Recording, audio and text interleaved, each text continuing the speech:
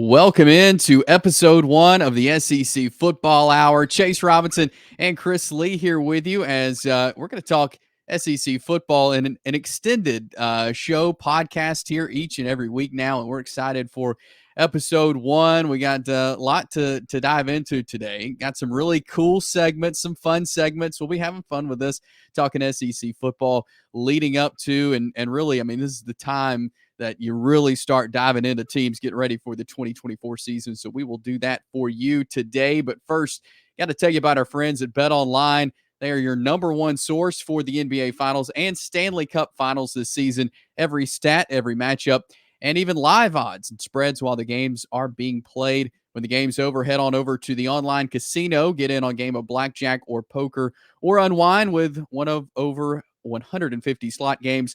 Head over to their website to get in on the action. Use promo code BELIEVE, that is BLEAV, for your 50% welcome bonus on your first deposit. Bet Online, the game starts here. So, Chris, in addition to all the great football content we bring you, whether it's schedule previews, team previews, and everything, we're going to be talking SEC football here on the SEC Football Hour every week. I'm really excited because it's just something else we get to bring you on YouTube and our podcast feed. Yeah, look, as we do this, I have done 2 or 3 baseball regional reactions, several super regional previews. So we're knee deep in baseball, but we're in SEC country. It is always football season. I'm in the infancy stages of my maniacal season prep, and you've seen it. It is maniacal. Yes, but the good news is we're always prepared to talk football here. And I've seen the layout that you've got for this thing, what the topics you've got, and this is going to be a lot of fun, and I can't wait to do it. It is. And so we're going to have some segments that we do each and every week, whether it's looking at a big question about a team. We'll do some likely and unlikely scenarios, maybe a make or break game for the season for some teams. And today I'm going to unveil my SEC coach rankings. I've got the coaches ranked from 1 to 16, so we'll go through that in just a little bit as well. But we're going to start today with one big question. We're going to choose 3 teams each week to give you one big question leading into the 2024 season. And so today we're going to look at Arkansas, Oklahoma, and South Carolina. And each of us have kind of one big question when it comes to these teams. And I'll start with Arkansas with mine, Chris. I think the biggest question for me with the Razorbacks this year, can they win enough games for Sam Pittman to hang around? I think that's the biggest question going into Arkansas season this year. Sam Pittman going in on the hot seat. A lot of folks thought last year maybe at the end of the season they would make a change. They've stuck with him, but they're going to have to win some games. So I think that's kind of the biggest question for the Razorbacks at this point is, are they going to be able to win enough to keep Sam Pittman around? Yeah, we did the schedule preview for Arkansas, and I'm glancing to my right because I can see the schedule on my wall here. And one thing I quickly realized as we went through this, like you can never be like below 500 in the SEC and make your fan base happy unless it's maybe Vandy. That's the only one. Everybody else, I don't care if you play the Chiefs 12 times. You go 5-7 or worse, and people are not going to be happy. And I don't know how realistic it is for Arkansas to go at least 6-6, and would 6-6 even keep people happy? But they got to play Oklahoma State, at Auburn, A&M, Tennessee, LSU, at Mississippi State. I mean, Ole Miss, Texas, at Missouri. I mean, finding 6 wins in there right now is really, really tough. And so I think that's probably the most obvious question. I left that one on the table because I've got another one that kind of relates to it. But yeah, I think that's almost an A and B. Like, okay, how many wins would that look like? What's realistic? Because this one gets complicated in a hurry. Yeah, it really does. So, Chris, you got what's a big question for you with the Razorbacks this year? Well, Bobby Petrino is now on staff at Arkansas as the coordinators, we know, and that's, made news for a lot of reasons. But here's my question. Bobby Petrino has been a genius at coaching offenses, but it's always about the Jimmies and the Joes. And granted, last year you kind of throw out because of the injuries at key positions, but Rocket Sanders gone, KJ Jefferson's gone.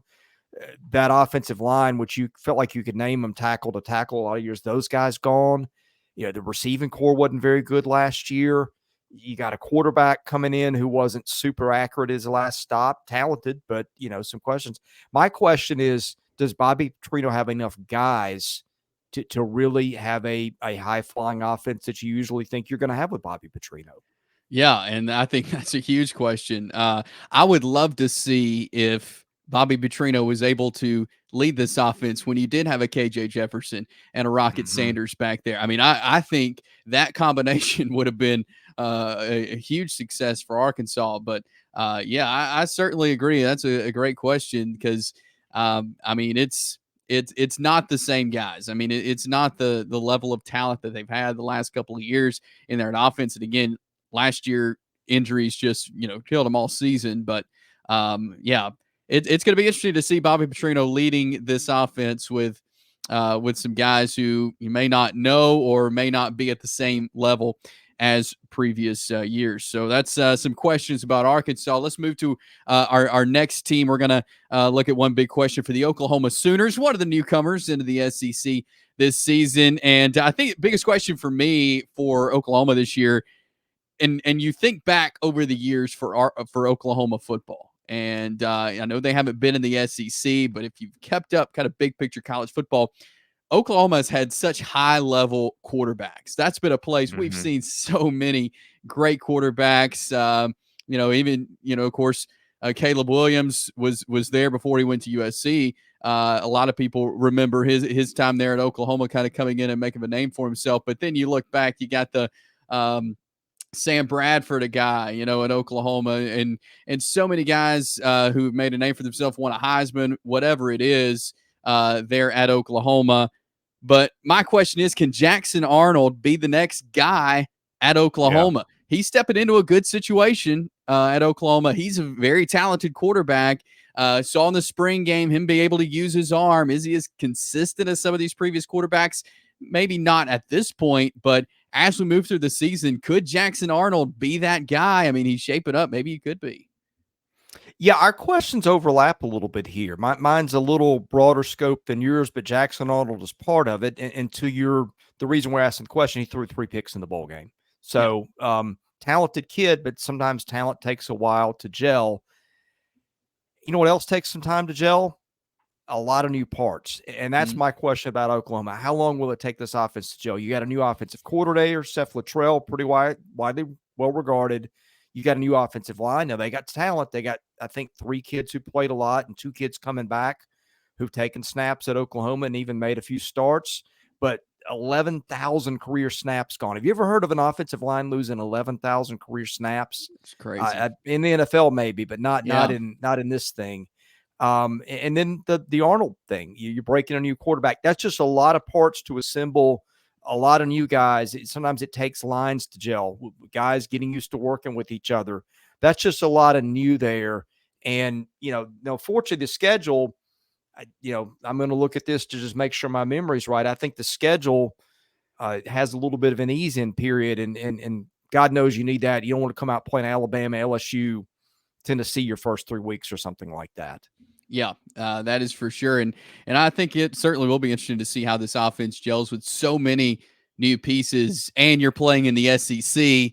That's an interesting combination there. So that is our big questions on Oklahoma. And our third team we'll look at today, the South Carolina Gamecocks. I think the biggest question for me when you look at South Carolina, I think there's a lot of questions about this team, but I'm just going basic here. Can they be consistent on offense? I think that is what they have really lacked in the last few years. I think consistency on both sides of the ball, but really offensively. You've had Spencer Rattler, who was a transfer from Oklahoma and South Carolina, good quarterback, but really lacked consistency, and especially with the guys around him. And so new quarterback this year, Lenore Sellers, most likely will get that starting role there at South Carolina, but they just need to be consistent. They've had maybe a good start to the year, a good end of the year, but the middle not very good, or vice versa. They haven't put together, I feel like, a full consistent season. Can they do that on offense with all these new pieces? I think that's a big question for me. Yeah, you just touched on Spencer Rattler, and he is sort of related to where I'm going with the next question, because I thought Spencer Rattler was super consistent. Now, the pieces around him weren't. Now you have no Spencer Rattler. And here's my question. Do you remember back to Shane Beamer's first year and what that looked like at quarterback? And can you confirm or deny, did you get snaps that year? Because I think you might have, under center for Carolina. Yeah, everybody did. A lot of guys got snaps. Guys, we don't remember to this day. And that's my thing. I don't think it's that. I'm having a little fun here. But you've got Lenore Sellers. And the good news, he's got a 1,000 career completion percentage. Bad news, he's made 4 throws. You've got Robbie Ashford coming in from Auburn, where he could never really win a job. And here's what I'm wondering. Spencer Rattler gave you consistency. Now, he couldn't, stand on his feet for 2 seconds because of his offensive line. They had injuries. He, I thought, did wonders at times with the lack of help around him. Again, some of that may have been injuries and whatnot, but it just was. Now they start over, and you have 2 very unproven commodities, and I'm very interested to see, can they find a guy and go with him and make it stick, or is this a thing where we're seeing a back and forth flip between these 2 guys, or who knows, maybe somebody else? Yeah, that's a great question, and I feel like at this point, with South Carolina, you think back to a couple of years ago, 2022, when they had such a great November, and Spencer Rattler was, he was on point. He was really leading the charge there, and then last year, rocky at times, but I feel like there's a lot of potential, even with the guys coming back at South Carolina this year. I think there's a lot of potential for the Gamecocks. Yeah, you've also got a certain freshman, or I guess sophomore receiver now, Nicholas Harbor, too, Yeah. who's got a chance to make things interesting. Hey, when you got a freak athlete who can do some stuff, that always makes your quarterback look better. So maybe you get a boost from whoever, and that makes your quarterback look better. Yeah, and we were talking on this channel with Jordan Kay, who covers the Gamecocks. Harbor actually trying to get into the Olympics in track, so he is a speedy guy. Got a lot of speed on him, so that should be very helpful for South Carolina. So that's our one big question for 3 teams. We'll do this every week here on the SEC Football Hour. Take a look at 3 different teams. We looked at the Razorbacks, the Sooners, and the Gamecocks today here on the show. So next thing we're going to slide on over to here, and again, we'll get to SEC coach rankings in just a minute, but this is kind of how I want to lead into that, and we're going to do this every week. It's just kind of a fun segment here of who said this. So each week we're going to throw out a quote from a SEC coach. This could be a current coach or a former retired coach. And we're going to throw a quote out today. I'm going to present the quote. Chris is going to have an opportunity to guess what coach said this. And so we'll do this every week. We'll go back and forth. So this should be a lot of fun. So Chris, here it is. Here's the quote I'm going to give to you today. I want to hear who you think this is. All right, here we go. So who said this? There's one sure way to stop us from scoring. Give us the ball near the goal line. Who said that? Oh, man. One sure way to stop us from scoring. Give us the ball near the goal line. Oh, I feel like I should know this. Let me do process of elimination here.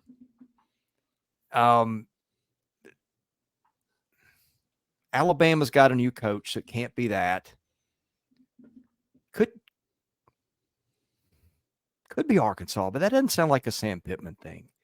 And remember, this can be a current coach or a former coach. So this might not be right. Be yeah, this is current or retired former coach. So broaden your mind there. Okay, all right, we're good. I'm going to play a game of chess here, because I'm afraid if I answer the answer I want to answer, I'm going to give away mine to you. If that makes sense. Yeah. Gosh.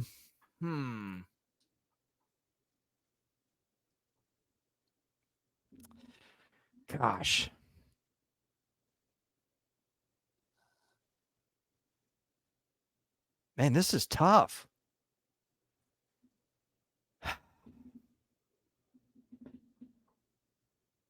I'm not going to give you your answer I want to give. I'm gonna. That could be a Lane Kiffin thing to say, but I don't know when he would have had occasion to say it. That I'll go with that as my guess. It's not my real guess. I'll give you my real guess later. But there's a placeholder for now. And if I get it, then I look like a genius. That is my guess. So how's that? All right, so you're going Lane Kiffin. I'll go Lane Kiffin. Okay, that is incorrect.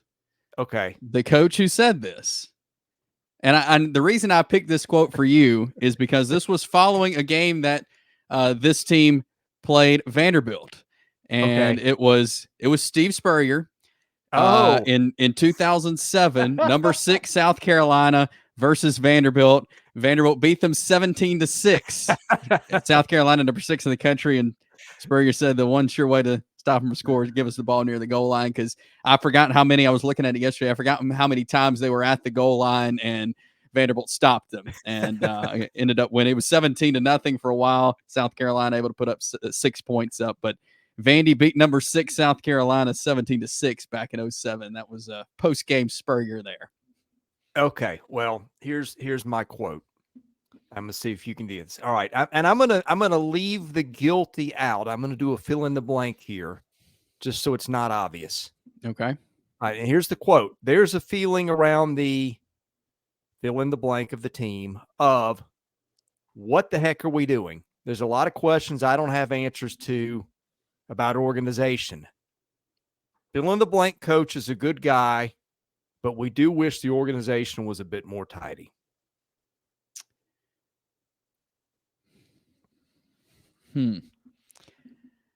That's tough. I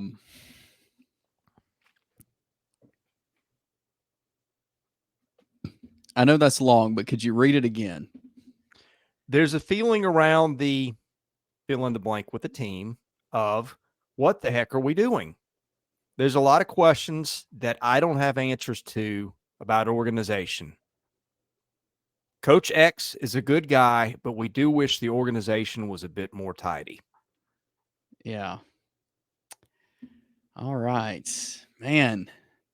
That's because I've watched so many coaches, you know, I feel like I kind of know how they talk, but man,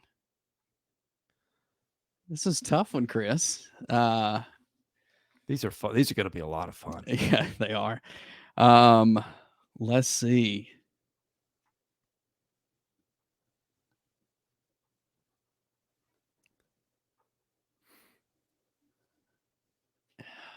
Let's see. SEC coach.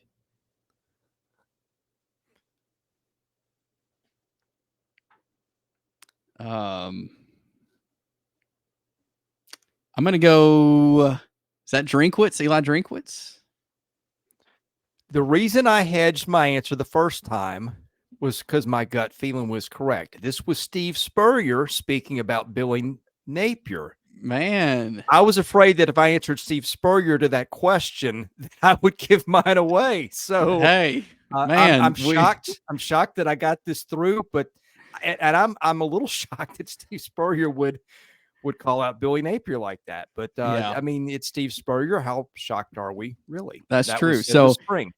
You know, and that's funny because when I was looking for a quote to give you, I was looking at a bunch of Spurrier quotes and I did not see that one. Yeah. But hey, that's a lot. That's going to be fun. That's going to be a fun segment we do. Steve Spurrier. Hey, who thought we would have both given a Steve Spurrier quote there? Not entirely unpredictable. When you think of quotable coaches, I mean that's a pretty good go-to. That is very true. So yeah, and it's obvious now that we don't have this plan. This is not a planned segment. Right. That we did not know what the other person is asking. So that's going to kind of move us now into coach rankings for the SEC. And so I've put together my list here. We'll start with number 16 and work our way to 1. So I spent a lot of time, put a lot of thought into this to rank the coaches 16-1 in the SEC. A lot of great coaches in the conference. And so without further ado, here's my list. And Chris, I want your comments as I roll through it. So here's my SEC coach rankings. Get ready for 2024. So number 16, I've got Jeff Lebby, Mississippi State head coach. And really just because he is not only has he never been a SEC head coach, he's never been a head coach, period. This is his first head coaching job. And so to me, I put him at the bottom just because of that. I think he is a great offensive mind. He's a proven offensive coordinator. But how is that going to translate to being a head coach? There's a lot of questions on this Mississippi State team as well with all the guys they've lost. They've brought some in, but I've got Jeff Lebby at number 16. Yeah, there's probably two obvious answers for that question. That's one of them, and I bet I know who the next one is. Yes, I've got Vanderbilt head coach Clark Lee at number 15.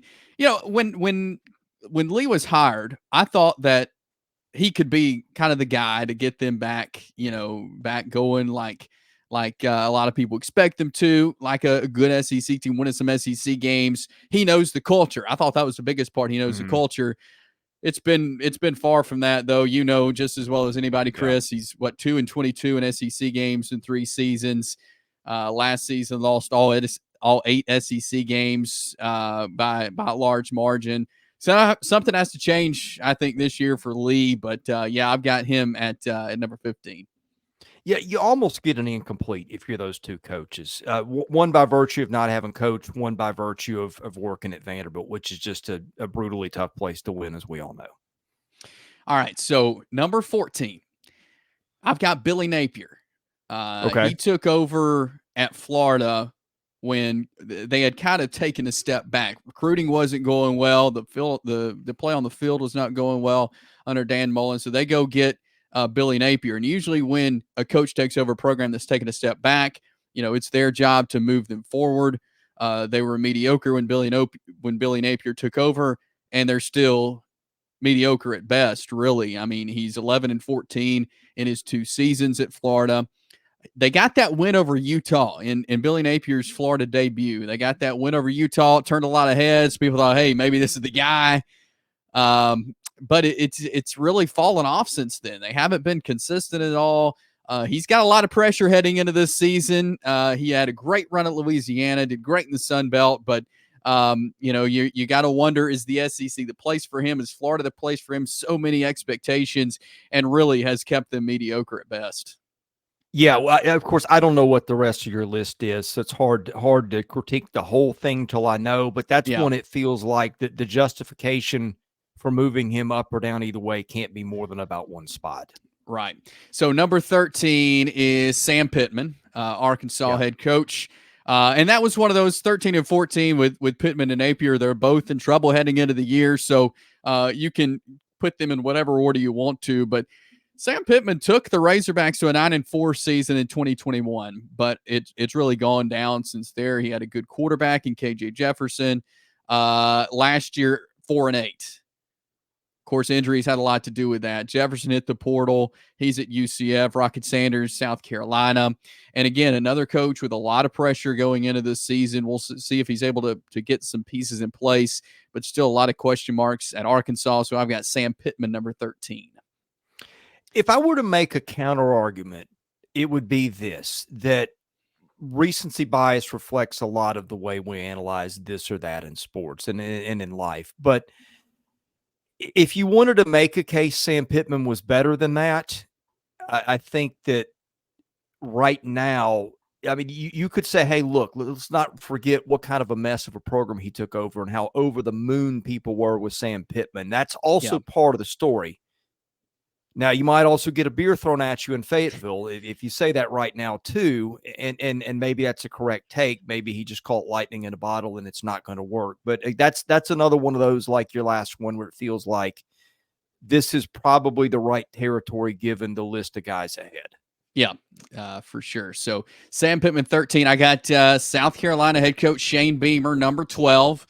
I feel like he has exceeded some expectations in South Carolina, but he's also, I feel like, taking a step back in some areas as well. Yeah. 7-6, his first season, 8-5 in 2022. He got the wins over Tennessee and Clemson, but then last season dropped 5-7. So he's kind of taken a step back, which is something you don't want to do in the SEC, especially the way the SEC looks now with new teams. He's got some nice additions out of the portal this year, so we'll see what he can do. But I think he has the potential to get back to 7 wins this season. But, I think I have him just because he's taken a step back. I think he is a good coach, but just because he hasn't been able to be consistent, I got him there at number 12. Yeah, I think Shane Beamer is kind of is the glass half empty or half full guy because I think people see him very differently. I still remember what he did taking over a program that was really struggling, and I thought winning a remarkable amount of games those first few years. I still remember what he did to Tennessee. Yeah. Again, last year, like Sam Pittman is the one that's fresh on our memory, but I think that overall he's done a good job, and I could even argue maybe Shane Beamer a spot or two higher, but again, feels like the right territory because there have not been, there's not been a SEC East title. I know divisions aren't a thing anymore, like a real thing. It's kind of been those end of the season spurts where he's hung his hat, not to minimize those, but yeah, that's where Shane Beamer has made his mark on the good side. Yeah. So Shane Beamer, 12. And number 11, I got Mike Elko coming back to Texas A&M. He served there as defensive coordinator before going to Duke, where he went 16-9 in 2 seasons, including that 9-4 year in 22, which was one of the best years for the program. Elko was really successful at Duke, and I think is a great hire at Texas A&M, in my opinion. He's got the resources there. There is no doubt there's resources in College Station, and I think they're going to get behind Elko. And if Elko could be successful at Duke, I think there's no doubt about it with the resource behind him that he's going to be successful at A&M. I mean, what he did at Duke and really turning that around, getting some really good players in, I think he could definitely do that at A&M and get that program back kind of the way it was, several years ago when they were, vying for a spot in the 14 playoffs. So I got Mike Elko just based off what he's done at Duke there at number 11. Let's tie Florida into this because Florida is kind of a good example. Like Steve Spurrier won big at Duke like nobody'd won in a while. Sometimes that translates to a bigger stage. It certainly did for him. Sometimes you hire that guy that wins more than he should at that spot. Now, it's different. That was the ACC, and this would be the Sun Belt. But Billy Napier, another good example of a guy that won big at a place, and you think, all right, he's a winner. Does it translate to a bigger stage? Sometimes the bigger stage crushes you. And A&M is a place where expectations have kind of gotten outsized in proportion to the winning the last 3 or 4 decades. So I don't know where that's going to go, but because we have seen these kind of moves where you bring a guy that's had success at a lower stage, there's nowhere near the pressure at Duke. Yeah. Maybe 2% that you're going to face at A&M, and how he handles that's going to be interesting. That's a good point there, Chris. But I got Mike Elko, number 11. All right, here's my top 10 in my SEC coach rankings. I got Brent Venables at number 10. He took over a good, program in good shape at Oklahoma. Struggled in his first year, put a really nice season together last year, 10-3. They beat Texas, who eventually won the conference, made it to the college football playoff. Venables has got the pieces offensively. He's the defensive guru, though. He's the defensive guy, and I feel like his defenses at Oklahoma have yet to be that really good, sound defense. And I think he's put the staff together and some guys to make sure that happens this year to have a good year one in the SEC. But I think Brent Venables, in his short time as a head coach, especially after last year and what they were able to do, I got him at number 10. Yeah, one good year, one disappointing year. The good year is the most recent year. I mean, if you reverse that, then maybe the rankings are different. I'll be interested to see what he does. Yeah, I will too, for sure, there at Oklahoma. So Brent Venables, number 10. Number 9, I got Auburn head coach Hugh Freeze. He is entering year 2 at Auburn, finished 6-7 last season. But we got to go back to his time at Ole Miss and what he did there in getting that program rolling. He beat Nick Saban in Alabama. And then, of course, we know what all happened with the scandal at Ole Miss. He then went to Liberty, and I know Liberty is a lower level of football, but he won a lot of games. He did great. He got that program rolling there at Liberty. So I think we know what he's capable of. We know what kind of coach Hugh Freeze is, and that's a really good college football coach. And I think what he's capable of, what I'm expecting him to be able to do at Auburn, is turn this thing around. And it's been since 2019 since Auburn has had 9 wins or more. And so I think this is a good place to start for Freeze. Good offensive mind, and he needs to use that to his advantage at Auburn to win some games. But I think based off the history of Hugh Freeze, not just Hugh Freeze at Auburn, but all of Hugh Freeze, I got him at number 9. Yeah, look, the history of Hugh Freeze at Ole Miss, and again, taking over a bad program, and look how fast he got Ole Miss, not just I mean, he beat Alabama twice. Nobody does that. Beat the greatest coach of all time in college football. And, you know, we know about what happened next. And my thought was when he got to Auburn, okay, fantastic hire, home run. He's one of these guys that can just magically transform the pieces around and make, you know, chicken salad out of chicken something else. And we all know the talent he was left at Auburn.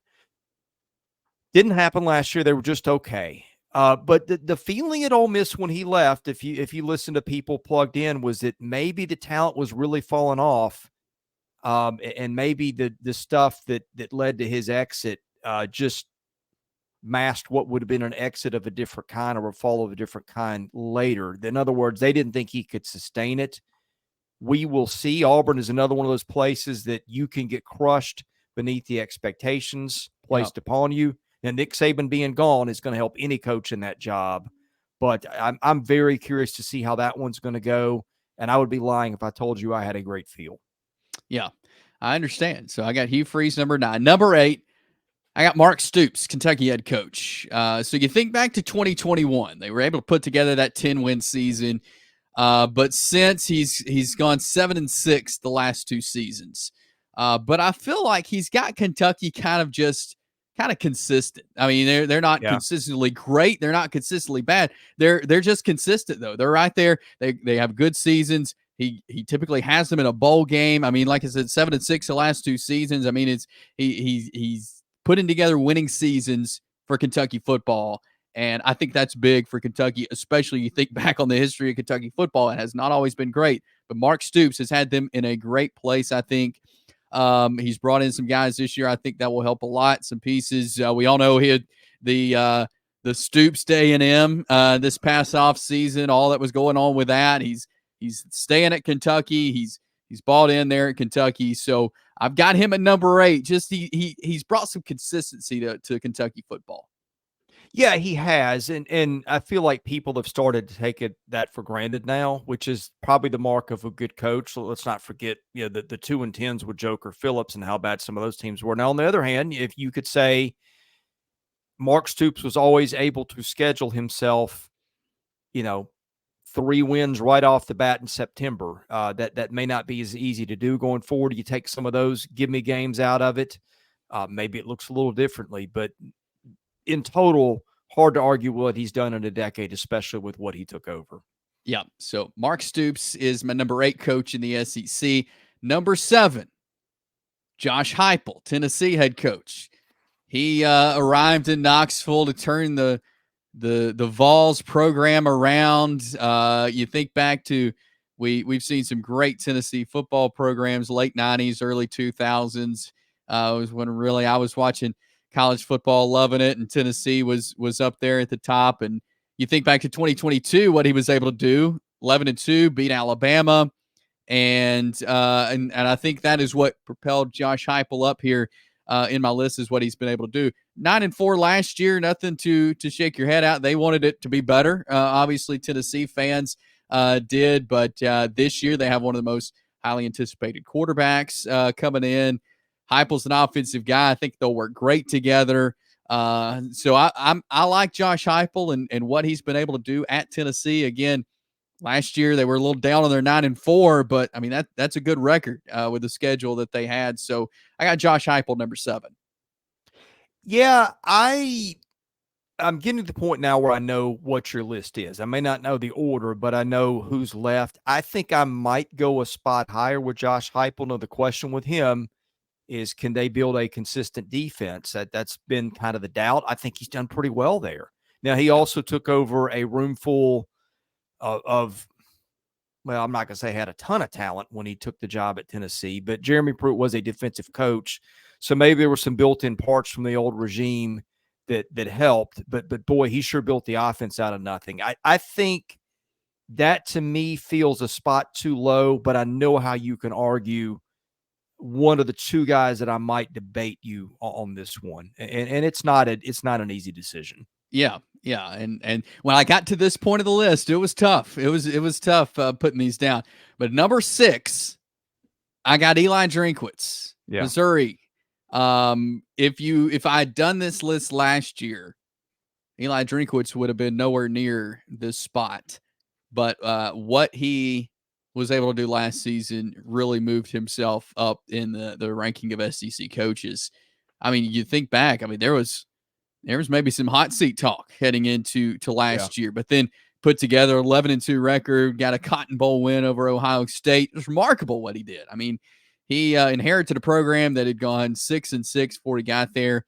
His first year, COVID year, 5-5, then 6-7 the next 2 seasons. But he's gotten in there. They've stuck with him, and he's got Missouri to a really good place right now. He's recruiting really good, and I think they're in a really good place.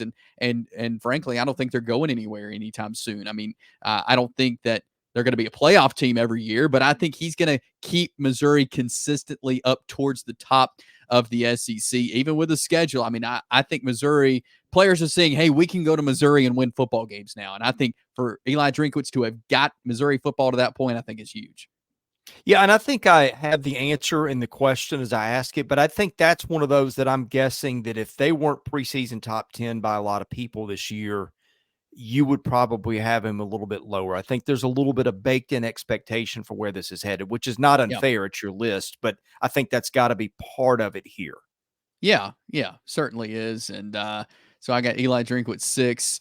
So my top 5 here, SEC coaches. I got Lane Kiffin, number 5. So just a year ago, Ole Miss had their best record there at 11-2 program history. Previous year, they had 10 wins.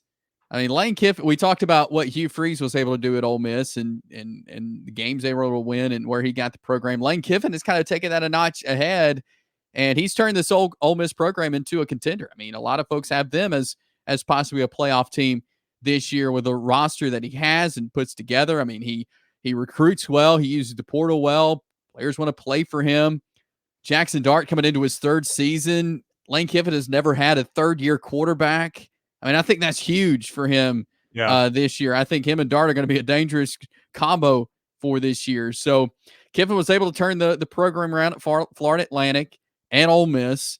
And you think back to his early Tennessee and Tennessee, things didn't end well at USC, but I think really when he had his time under Nick Saban and kind of built his coaching resume back up again there, I think what he did at Florida Atlantic, what he's done now at Ole Miss, I think has gotten him and just the great offensive mind that he is, got him at number 5 on my list. Yeah, he feels like a guy, if you said you got to pick a coach and he's going to win between probably 8 and 10 games every year, and you lose if he goes over that or under that, he's probably your guy. I think to move up higher, he's got to get to the playoff and win a couple games and get that total up. But, I mean, certainly you would think with Lane Kiffin, there would be a little bit more self-destruct in there than we've seen, but it feels like he's got them to a really good floor. He just hasn't gotten that one huge win yet to get him over the top. And I think it's coming. I think it's coming this year for him to win a big game. So I got Lane Kiffin 5. Number 4 on my list is Texas head coach Steve Sarkisian. Again, another great, bright offensive mind in college football. He was able to get the Longhorns to the playoff last season, won the Big 12 there in his 2nd season. That was the first time since 2009 Texas had a 12-2 record. You think back to 2009, that's when they lost Alabama in the BCS National Championship. The roster he's put together, I think, is another roster that's going to be contending for a national championship again this year. And with the guys Sark's brought in, he's got Quinn Ewers, who's expected to be the starting quarterback. So there's no doubt Sark has got this program in a great position. It's the reason they brought him to Texas. He's got great resources, and just talking with the people who are close to the Alabama program, what they said about Sark when he was at Alabama is just what he brought to the offensive room of just being able to change things on the fly. New quarterback comes in, that's okay. He can adjust things in the offense to fit that quarterback. He's just a brilliant offensive mind. And so that's what's got Steve Sarkisian. The fact what he was able to do at Texas last year, the way he's recruited this year, I got Sark there at number 4.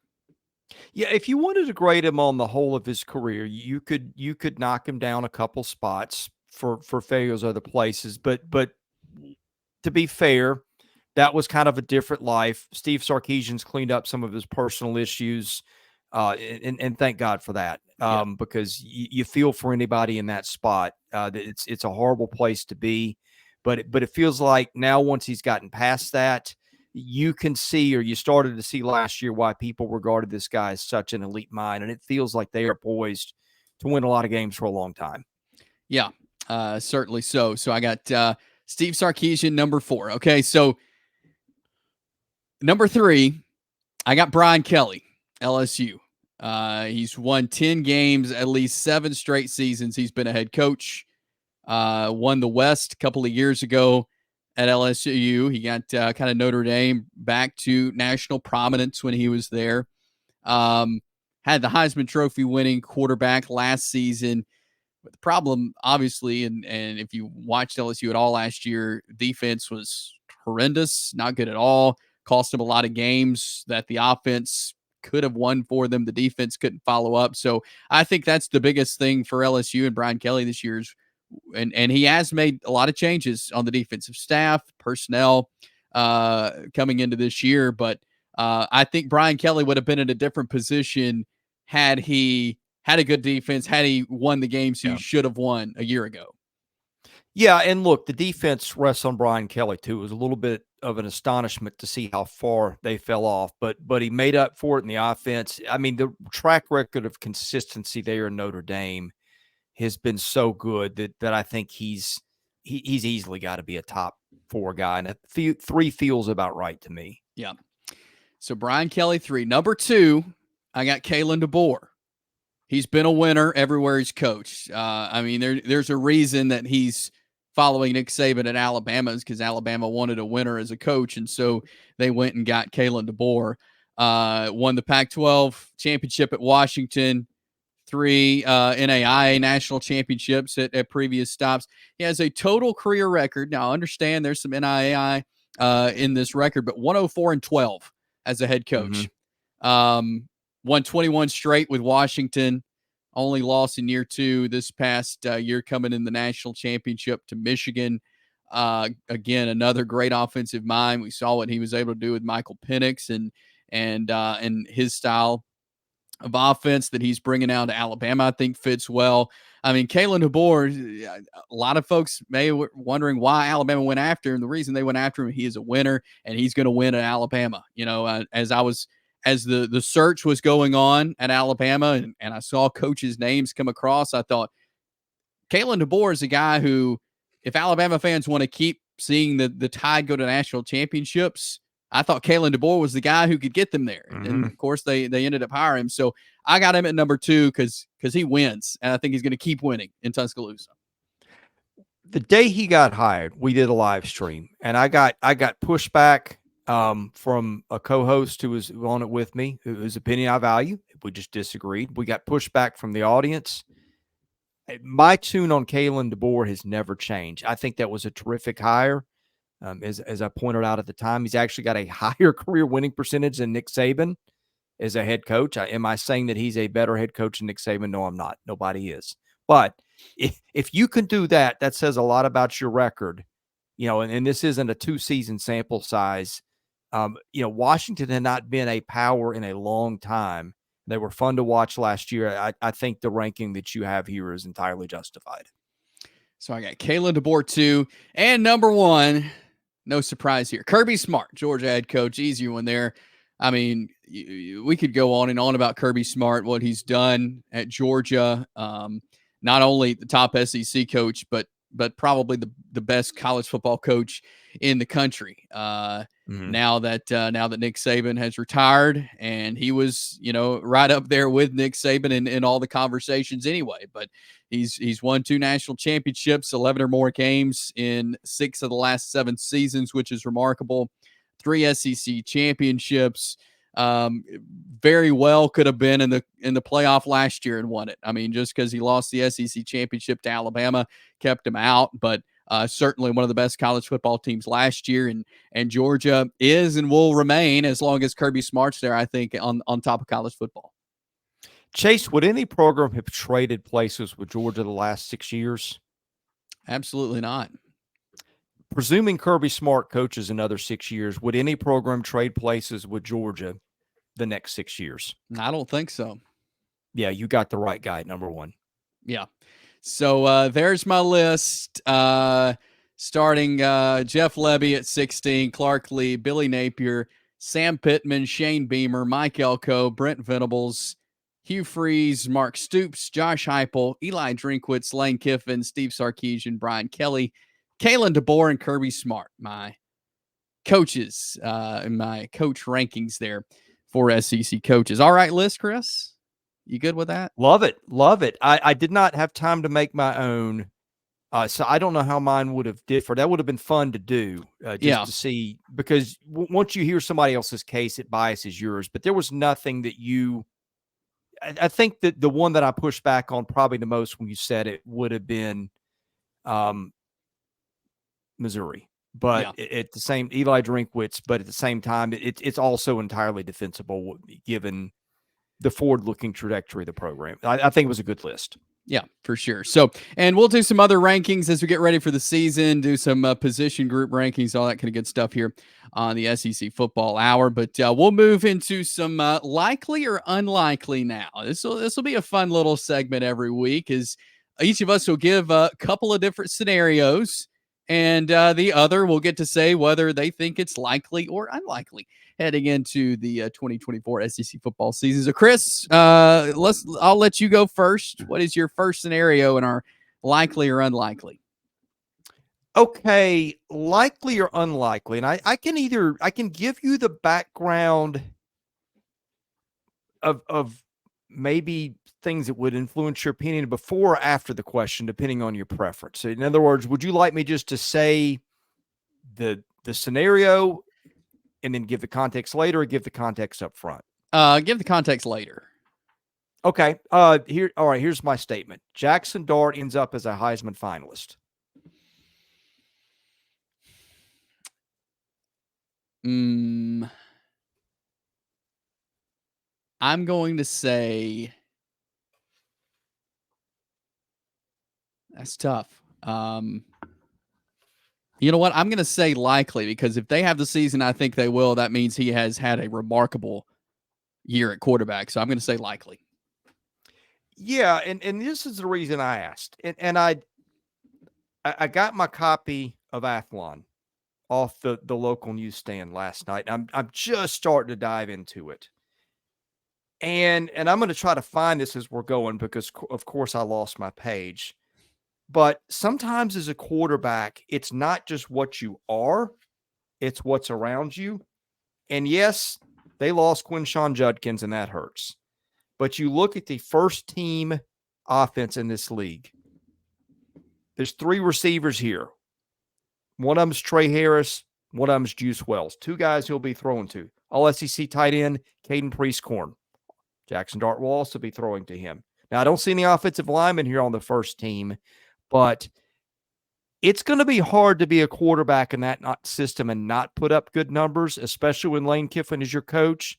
I'm taking nothing away from Jaxson Dart, but I look at that surrounding cast and I go, boy, that is a really good spot to be in as a quarterback. Yeah, I certainly agree with that. That was a good one, Chris. What's your next scenario for likely or unlikely? South Carolina wins 6 regular season games. The over-under is 5.5. And I'm interested to see how you think through this, because I've got some ideas of my own, but I don't want to bias yours. I'm going to say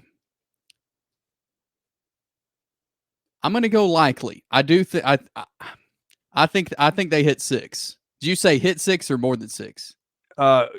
6 or more. Yeah. Okay, I'm I, going to say I may have likely. misphrased it, but 6 or more. Yeah. Okay, yeah, I'm going to say likely. I think they win 6. I think they get a bowl game this year. I think you might be right, and I can't tell you where they're going to come from, but I think 4 are going to come from Old Dominion, Akron, Vanderbilt, and Wofford.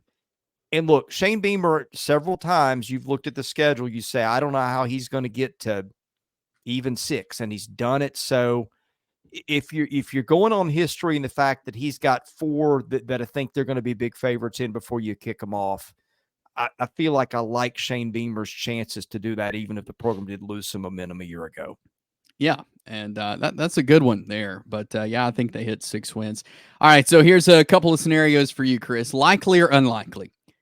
5 SEC teams make the college football playoff. Ooh, okay. We got, looking at Athlon's predicted order, Georgia, Texas, Ole Miss, Alabama, Missouri are the top 5.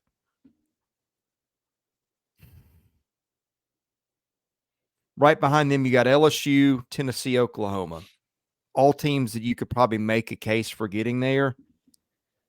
Oh, this is probably SEC homerism coming out, but sure, why not? Yeah, I mean, I think Georgia, Texas, Alabama, Ole Miss. I think those are. I think those. If I could say for sure, I think they're in. I think Missouri is kind of that outlier. Are they going to stay the course and do what they did last year and get in the playoff? You know, I think they're kind of that 5th that's on the border. Can they do it or not? But I hope we see that many SEC teams in the college football playoff. So, all right, here's another one for you, Chris. Likely or unlikely? Carson Beck will be the SEC Player of the Year.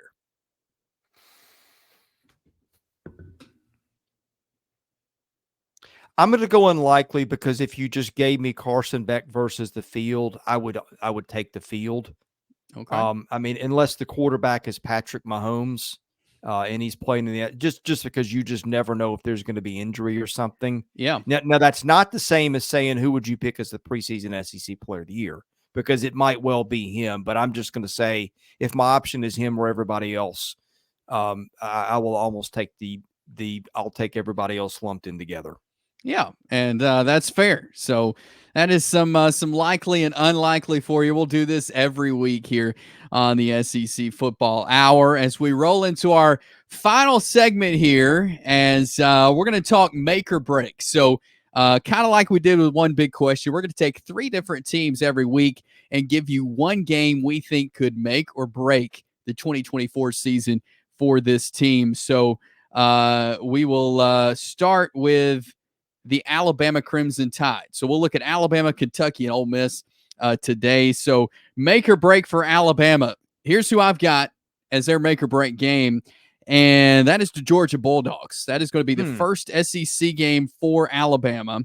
And again, I think we're at a time, and I know we're at a time in college football where you can lose 1 or 2 games and still be in the playoff, especially Alabama versus Georgia. But I think this is this could really make your year if you are able to go out. Kalen DeBoer, in his first ever SEC game, is able to go out and beat Georgia. It's in Tuscaloosa, but I think that could be a big game. You start out falling in your first SEC game, you know, especially early in the season. You really have to, you got to win out, you know, really, if you want to stay in the high contention for the playoffs. So I think their first SEC game against Georgia is kind of a make or break game for the Tide. Maybe this says something about me. Maybe I'm a little bit of a pessimist. I think I put a lot of emphasis on the break portion as we answer these questions, and I feel like the correct answer for this is always Auburn, but that also feels like cheating. Yeah. So I went with Tennessee. Here's my reasoning, okay? Georgia, I don't think that breaks the season. It might make the season, but it's also in September, so maybe not. Yeah. I circled Tennessee and Knoxville. Big revenge game. We know what happened there the last time out. I feel like Alabama at home, other than maybe Georgia, I'm always going to pick them to win. I know Texas came in and ruined their season, part of it in Tuscaloosa last year. But I feel like with Alabama, you look for a road game, and I think you've got a natural revenge and a rivalry factor there. So to me, that was the choice on October the 19th in Knoxville. Yeah, I think that's also a good choice. And I think there's a couple of others that come to my mind that could definitely be make or break games as well for Alabama. But we will move on to Kentucky. And here's the game I think is a make or break for the Kentucky Wildcats, and it comes in week 2, and that is South Carolina. That's first SEC game, second game of the season. That's tough. I mean, when you start out with a conference game against really it's two teams who need to win this game. I mean, this could make or break, because you look at the rest of Kentucky's schedule, and they've got some tough spots there in that schedule, so they really need to win this one against South Carolina. The Gamecocks are saying the same thing, though, because they also have some tough games coming up. So I think this second game of the season, it's strange saying the second game of the season could be a make or break, but I think it certainly could for Kentucky. That is also the game I picked for a lot of the same reasons. Kentucky usually schedules in it feels like they always get 3, 2 MAC teams, an OVC team, and an easy conference opener. This year, and I think they go to Georgia the next week, don't they? That's part of it too. You don't want to be 1-2, presuming you beat Southern Miss. So I circled that as a big one too. Yeah, for sure. So our third team, make or break for Ole Miss. I chose their matchup at LSU. So this is a mid-October game. We've seen some strange Ole Miss LSU games. I think this is one, though. The way the Ole Miss schedule falls, I think, is very favorable for the Rebels. But this game is going to be tough. It's in Baton Rouge. You got to imagine that they're gonna have this one a primetime night game there at LSU. So to keep your playoff hopes alive, if you're Ole Miss, you need to win a game like this on the road. So I think this at LSU game could kind of be a make or break for the Ole Miss Rebels. Yeah, and again, this is the me putting more emphasis on the break. I think you go to LSU and lose as Ole Miss. You don't historically say, that killed our season, that ruined it. But here's what you got coming up next. You got a bye week, and then you got Oklahoma at home. And one thing you don't want to do is Ole Miss, if you're trying to get to the playoffs, is win a winnable home game at home coming off a bye week. You don't want to lose in that spot. I feel like Ole Miss has got a little bit more to lose by losing that Oklahoma game than by LSU. That was my choice, but that one was also on my board of consideration. Yeah, for sure. And that Oklahoma game is big for sure there for Ole Miss as well. So that's some make or break here on episode 1 of the SEC Football Hour. And that puts a wrap on show number 1 here of the SEC Football Hour. It's flown by. It's been a blast talking SEC football. And again, you'll see some of these segments continue every week. We'll look at one big question. We'll look at make or break. We'll say who said this, likely and unlikely. We'll have some guests pop in occasionally here on the show as well. So looking forward to getting you ready for the 2024 SEC football season. We'll do this year round. SEC football, Chris, as we know, is something that we have no problem talking year round. Chase, I had a blast. I cannot wait for the next one. This was so much fun. So this was episode 1 of the SEC Football Hour. Remember to subscribe to the channel here on Southeastern 14 and see all of our videos. This is just in addition to all of the other great SEC football content that we put out, as well as basketball and baseball content year-round on Southeastern 14. If you want to be a sponsor of our content, if you like what you see, you can reach out to us as well. You can email caroline.smith at southeastern14.com, and she can help get you in the right direction there. But would love for you to sponsor our programming here at Southeastern 14 as well. Have a great week. We will be back for episode 2 of the SEC Football Hour next week.